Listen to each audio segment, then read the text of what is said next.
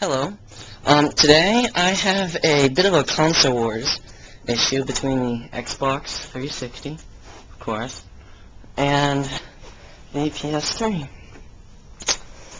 But this isn't about the consoles themselves. This is about their controllers. Lately I've been coming across videos on the internet that have, have been trying to compare the controllers, because pretty much you hear the same thing about the consoles themselves now. And, well, for starters, we'll just start out with size. They are relatively same shape. Right here, these dimensions, from the bumper to the, I don't know what to call that, the butt. A little bit smaller on the PS3 than the Xbox's controller. Right here in the middle section, skinny, the Xbox is fat. And PS3's controller's got to weigh like 1/3. Even if I take out the battery pack, this thing still weighs like twice as much. Man, weighs a ton, but that's not necessarily a negative for everybody. I'll go on to the buttons. We'll start with the Xbox this time.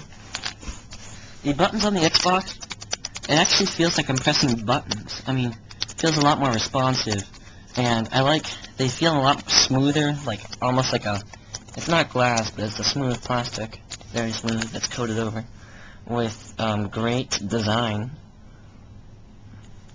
And they're actually curved, which I kind of like. See how they're curved? Yeah.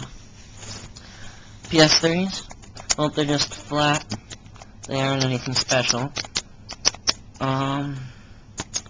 Yeah. We're gonna go on to the thing that a lot of people argue, the analog sticks.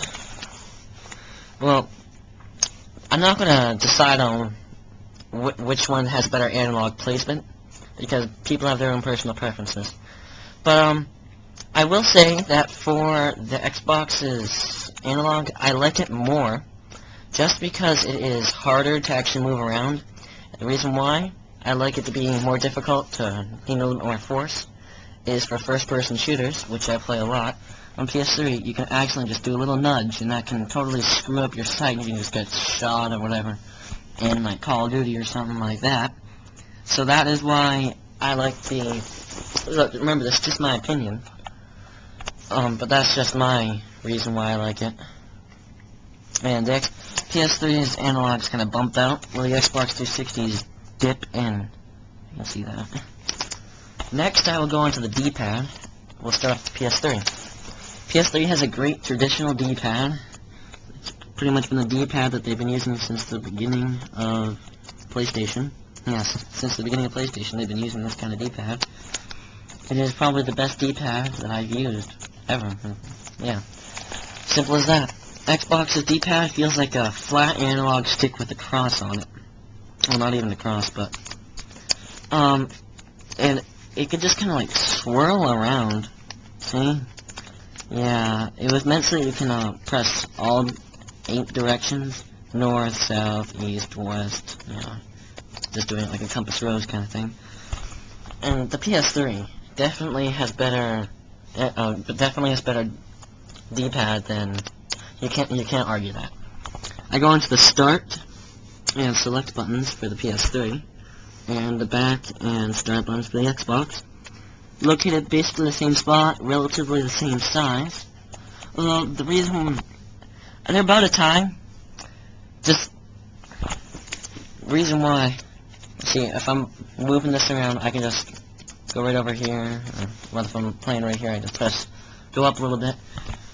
And this one, it's a little bit too close to the analog stick, so you can miss a little bit and get a little annoying. But I like the buttons feel more than I like it on this Xbox. Now the guide buttons, I like the Xbox more. It's more responsive. Whoops. And the PS3's no. But it is nice and good feel to it. But no, I just don't like it as much. We go into the bumpers. Xbox's bumpers. Lots of people have broken these. I haven't broken any, but I've heard a lot of people break them. PS3s I like more, just because of the pressing, it feels more responsive. They actually press down. This one's pressed down, just do a little click. Yeah. Now we go on to the charging port. This is a play and charge port for the Xbox.